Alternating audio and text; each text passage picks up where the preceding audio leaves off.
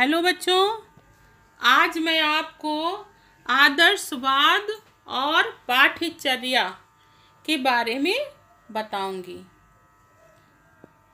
आदर्शवादी पाठ्यचर्या को मानव जीवन के सर्वोच्च आदर्श की प्राप्ति में सहायक मानते हैं।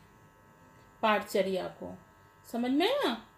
पाठ्यचर्या मानव जाति के अनुभवों का संगठन करता है और उन्हें व्यक्त करता है। यह मानव जाति के अनुभवों का प्रतीक है तथा सभ्यता का भी प्रतिबिंब है। प्लेटो ने शाश्वत मूल्यों की प्राप्ति हेतु पाठ्यचर्या का स्वरूप व्यक्त किया। कैसे दर्शाया है? सत्यम शिवम सुंदरम। सत्यम मीन्स बौद्धिक। बौद्धिक में क्या आता है? दर्शन शास्त्र जैसे तर्क शास्त्र, गणित, भाषा, भूगोल, इतिहास, विज्ञान।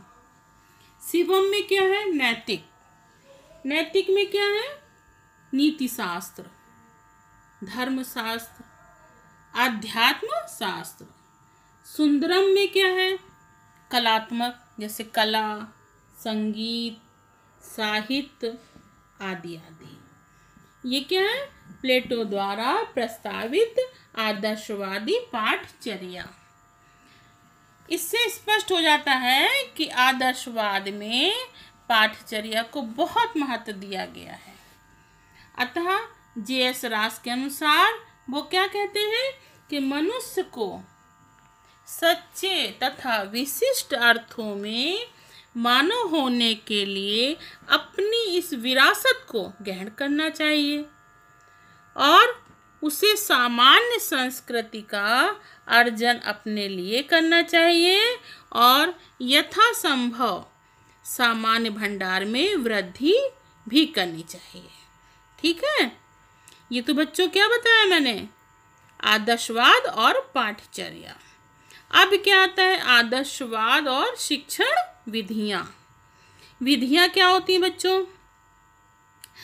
आदर्शवादियों का मानना है या मानना था कि यदि हमारे लक्ष्य स्पष्ट तथा निश्चित हैं तो हम बालकों की रुचि और योग्यता के अनुसार सरलता से शिक्षण विधि की खोज कर सकते हैं। आदर्शवादियों ने शिक्षा क्षेत्र में अनेक शिक्षण विधियों का विकास किया। ये विधियां निम्नलिखित हैं। कैसी हैं? पहले प्लेटो के गुरु सुकरात ने वाद विवाद, व्याख्यान तथा प्रश्नोत्तर विधियों को अपनाया। किसने?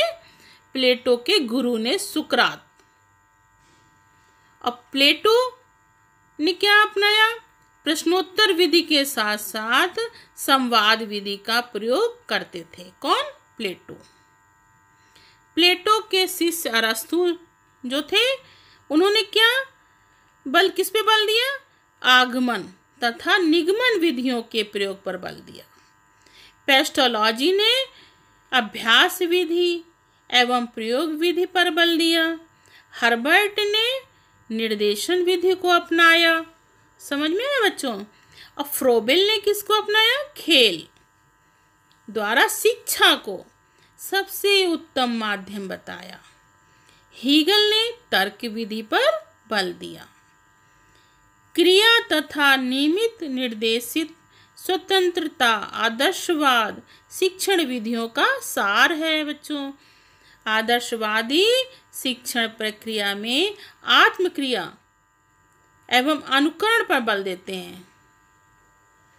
उनका विचार है कि बालक अपने से बड़ों तथा साथियों के व्यवहार का अनुकरण करके सामाजिक व्यवहारों को सीखता है।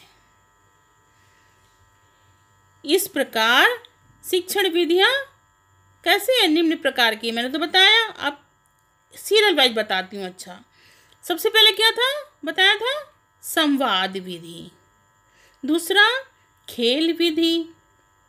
तीसरा आगमन और निगमन विधि। चौथा क्या है? प्रश्नोत्तर विधि तथा सुकरात विधि। पांचवा क्या, अनुकरण विधि। छठा निर्देशन विधि। सातवां व्याख्या विधि और प्रयोग एवं अभ्यास विधि। और नवा क्या, तर्क विधि। ये बच्चों मैंने शिक्षण विधियों के बारे में आप लोगों को बताया। ठीक है।